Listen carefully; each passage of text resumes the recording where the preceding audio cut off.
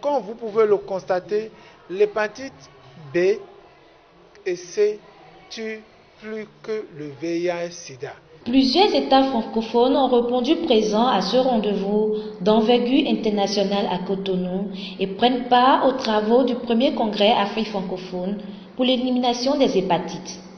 L'objectif de ce congrès, qui a démarré depuis le 3 février 2019 et qui connaît la participation de plus de 110 représentants des États francophones, se définit comme suit.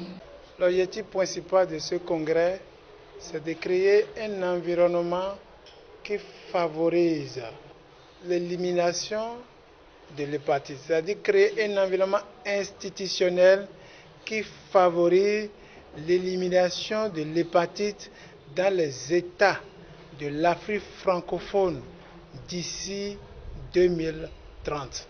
Et le constat est que malgré le ravage que fait cette maladie, on ne sent pas un engagement au niveau des États. Et c'est ce qui justifie un peu l'organisation de ces congrès. Dans le rang des participants venus de 16 pays de l'Afrique francophone figurent assez de têtes bien formées et qui sont acquises à la cause. Parmi ces participants, des experts et des laboratoires qui fabriquent des médicaments pour soigner les malades de l'hépatite. C'est pour dire que c'est un congrès qui vient à point nommé pour révolutionner le combat contre cette maladie dans les États de l'Afrique francophone.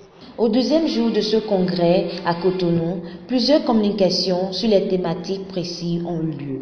Nous devons comprendre que Génis Pharma comporte des milliers de professionnels de santé, des scientifiques composés donc des pharmaciens, des ingénieurs, des chimistes, des biochimistes, et tout ceci travaillent ensemble pour accomplir la vision donc de Génis Pharma, qu'est de rendre accessibles les médicaments de qualité pour la population.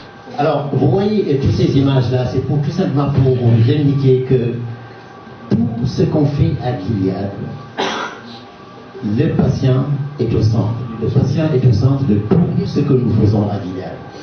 C'est le patient et tous les investissements qu'on fait, surtout en termes de recherche et de découverte, c'est effectivement pour améliorer l'état des patients. En général, nos systèmes sont fabriqués en modules, ils sortent en modules, et donc il y a toujours un module de chimie et un module d'immuno.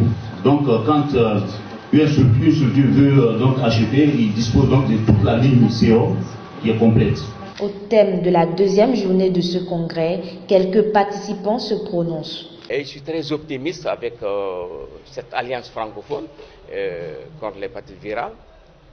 Je pense qu'au niveau des chefs d'État, ça va bouger et prier pour nous, pour que ces hépatites-là soient prises en charge par l'État, pour que ce soit subventionné et pour que nous ayons de l'aide et de financement pour une gratuité de la prise en charge des hépatites.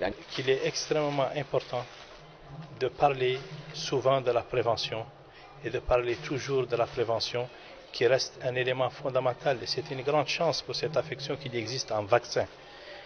Et ce vaccin a été appelé le premier vaccin anticancéreux. Parce que si vous vaccinez quelqu'un, il ne fera pas d'hépatite, il ne fera pas de cirrhose, il ne fera pas plus tard de cancer.